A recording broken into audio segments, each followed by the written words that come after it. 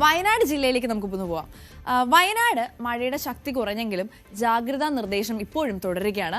മലയോര പാതകളിലും വിനോദസഞ്ചാര കേന്ദ്രങ്ങളിലൊക്കെ നിയന്ത്രണങ്ങൾ ഇപ്പൊ തന്നെ ഏർപ്പെടുത്തിയിട്ടുണ്ട്. അതെല്ലാം തുടർന്നുകൊണ്ടിരിക്കുകയാണ്.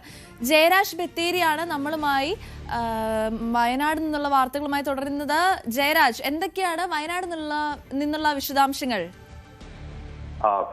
വയനാട് ജില്ലയിൽ കഴിഞ്ഞ ദിവസങ്ങളിൽ അതിശക്തമായ മഴ ലഭിച്ചെങ്കിലും ഇന്നലെ മഴയുടെ ശക്തിയിൽ കാര്യമായ കുറവുണ്ടായി എന്നുള്ളതാണ് നമുക്കൊരു ആശ്വാസം. എങ്കിലും മുൻ ദിവസങ്ങളിലെ കനത്ത മഴയുടെ പശ്ചാത്തലത്തിൽ ജില്ലയിൽ ജാഗ്രതാ നിർദ്ദേശങ്ങൾ ഇപ്പോഴും തുടരുന്ന ഒരവസ്ഥയാണുള്ളത്. ഇന്ന് ജില്ലയിൽ യെല്ലോ അലർട്ടാണ് പ്രഖ്യാപിച്ചിട്ടുള്ളത്. കൂടാതെ ജില്ലയിലെ വിദ്യാഭ്യാസ സ്ഥാപനങ്ങൾക്ക് ഇന്ന് അവധി നൽകിയിട്ടുണ്ട്.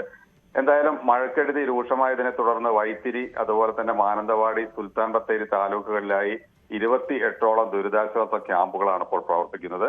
വെള്ളപ്പൊക്കത്തിനും മണ്ണിടിച്ചിലിനും സാധ്യതയുള്ള പ്രദേശങ്ങളിൽ നിന്ന് ഏതാണ്ട് 414 കുടുംബങ്ങളിലെ 1328 പേരെ ഇതിനകം മാറ്റി പാർപ്പിച്ചിട്ടുണ്ട്.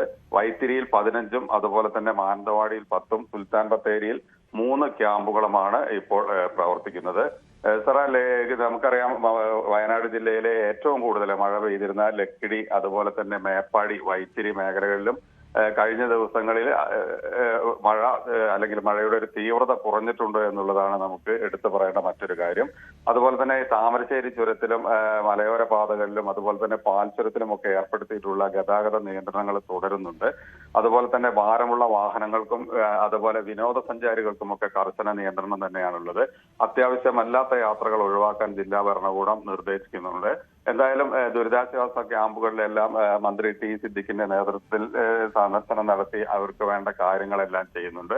അതുപോലെ തന്നെ കാലവർഷം തുടർന്നുള്ള ദുരിതാശ്വാസ പ്രവർത്തനങ്ങളുടെ പുരോഗതി വിലയിരുത്തുന്നതിന് വേണ്ടി കഴിഞ്ഞ ദിവസം സുൽത്താൻ ബത്തേരിയിൽ ഒരു അവലോകന യോഗം MLA നേതൃത്വത്തിൽ ചേർന്നിട്ടുണ്ടായിരുന്നു.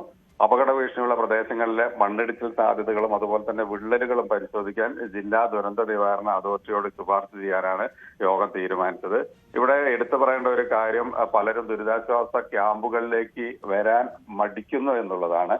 അതുകൊണ്ട് തന്നെ ദുരിതാശ്വാസ ക്യാമ്പുകൾ കഴിയുന്ന എല്ലാവർക്കും അല്ലെങ്കിൽ ഇത്തരത്തിലൊരു പ്രശ്നമുള്ളവർ ദുരിതാശ്വാസ ക്യാമ്പുകളിലേക്ക് വരണമെന്നാണ് ജില്ലാ ഭരണകൂടവും അഭ്യർത്ഥിക്കുന്നത്. ദുരിതാശ്വാസ ക്യാമ്പുകളിൽ കഴിയുന്ന എല്ലാവർക്കും യഥാസമയം ഭക്ഷണം, അതുപോലെ തന്നെ കുടിവെള്ളം, ആരോഗ്യ പരിരക്ഷ, ശുചിത്വം ഉൾപ്പെടെയുള്ള എല്ലാ അടിസ്ഥാന സൗകര്യങ്ങളും ഉറപ്പാക്കാൻ ബന്ധപ്പെട്ട ഉദ്യോഗസ്ഥർക്ക് നിർദ്ദേശം നൽകിയിട്ടുണ്ട്. എന്തായാലും ഇപ്പോൾ വയനാട് ജില്ലയെ സംബന്ധിച്ച് മഴയുടെ ഒരു തീവ്രത കുറഞ്ഞിട്ടുണ്ട്. പക്ഷേ ആകാശം ഇരുണ്ടു മൂടി തന്നെയാണ് കിടക്കുന്നത്. വരും മണിക്കൂറുകളിൽ ഒരുപക്ഷെ മഴ പെയ്യാനും പെയ്യാതിരിക്കാനുമുള്ള ഒരു സാധ്യതയാണ് ഇപ്പോൾ കാണുന്നത്. ശരി, ജയരാജാണ് നമുക്കിപ്പോൾ വയനാട് നിന്നും വാർത്തകൾ നൽകിയത്. വരും മണിക്കൂറുകളിൽ മഴ വരാനും വരാതിരിക്കാനുമുള്ള സാഹചര്യം ഉണ്ടെന്നാണ് നമുക്ക് മനസ്സിലാക്കാൻ സാധിക്കുന്നത്. എന്തായാലും നമുക്ക് യൂട്യൂബിൽ നിന്ന് മറ്റൊരു കമന്റിലേക്ക് പോകാം. ക്രിസ്റ്റോ വർഗീസ് ചോദിക്കുന്നു, ഇന്ന് സ്കൂളുകൾക്ക് അവധിയാണോ എന്ന്.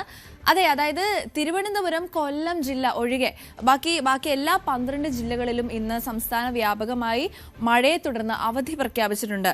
അതുപോലെ തന്നെ ധനുജ പറയുന്നു, ട്രിവാൻഡ്രം ഹെവി റെയിൻ ആണ്. അതെ, ഞാനും ട്രിവാൻഡ്രത്താണ് ഇപ്പോൾ ഉള്ളത്. പക്ഷെ നമ്മൾ സ്റ്റുഡിയോക്കുള്ളിലായതുകൊണ്ട് പുറത്തെന്താണ് സാഹചര്യം എന്നറിയില്ല. എന്താണെന്ന് രാവിലെ അവിടെ നിന്ന് ഇറങ്ങിയപ്പോൾ മഴയായിരുന്നു. തിരുവനന്തപുരം ജില്ലയിൽ കഴിഞ്ഞ കുറച്ച് ദിവസങ്ങളായിട്ട് ഇടവിട്ട് ഇങ്ങനെ മഴ പെയ്തുകൊണ്ടേയിരിക്കുകയാണ്. അതെ, കൂടുതൽ വാർത്തകൾക്ക് News 18 Keralam YouTube channel subscribe ചെയ്യുക.